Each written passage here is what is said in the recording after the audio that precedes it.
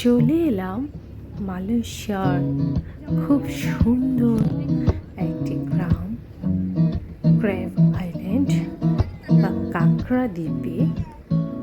মালয়েশিয়ার সুন্দর এই শহর ক্র্যাব আইল্যান্ড বা কাঁকড়া দ্বীপের নাম শুনে অনেক আগে থেকে আমার ইচ্ছে ছিল এই শহরে ঘুরে আসার। তো আমরা যাচ্ছি এই শহরে। তো এই শহরে কাঁকড়ার নাম অনুসারে আমার মনে হয়েছে এখানে অনেক কাঁকড়া পাওয়া যায়। তো এই কাঁকড়া দ্বীপে এসে আমরা কাঁকড়া পেলাম কি পেলাম না তা জানতে হলে পুরো ভিডিওটি দেখতে হবে ভিউয়ার্স। তো এখন আমরা গ্রামের উদ্দেশ্যে আমরা টার্মিনাল থেকে ফেরি থেকে নেমে আমরা সামনে এগোতে থাকলাম। তো টার্মিনালে নামার পরে দেখলাম এখানে অনেক বাইক সাজানো রয়েছে। তো এত বাইক দেখে পরে জানলাম এই শহরটিতে কোনো গাড়ি নেই, বাইক দিয়ে এই সুন্দর এই গ্রামে দেখতে হয়, ঘুরে আসতে হবে।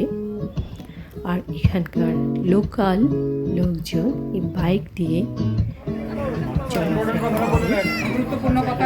তো যেহেতু আমরা বাইক চালাতে সবাই পারি না, দু একজন ছাড়া, তো চিন্তা করছি নেমে গেলে চলেন আমরা হাঁটি হাঁটতে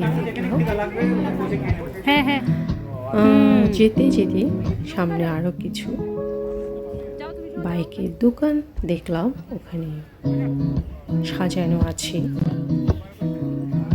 তো যেহেতু আমরা সবাই বাইক চালাতে জানি না, তাই আমরা আপাতত হাঁটতেই থাকলাম।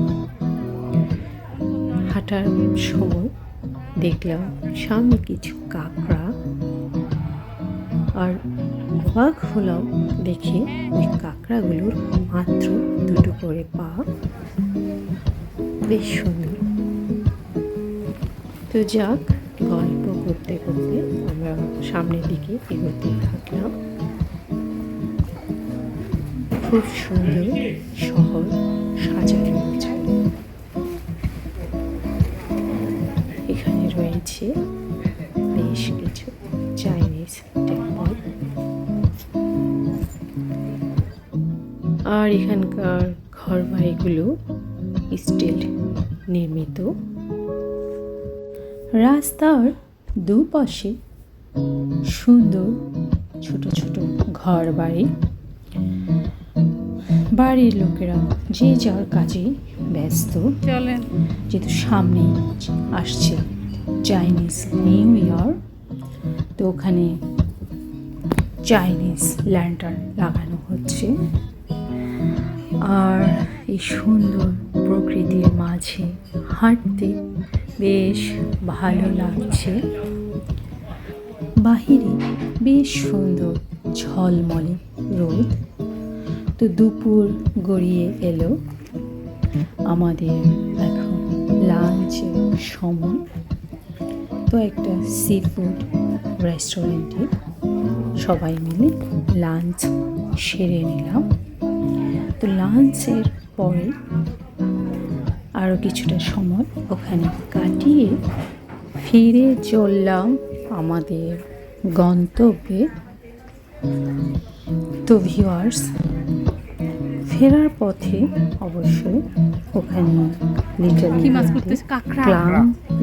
ইন্ডিয়া বেশ সুন্দর জায়গা। তো ওখানে আমরা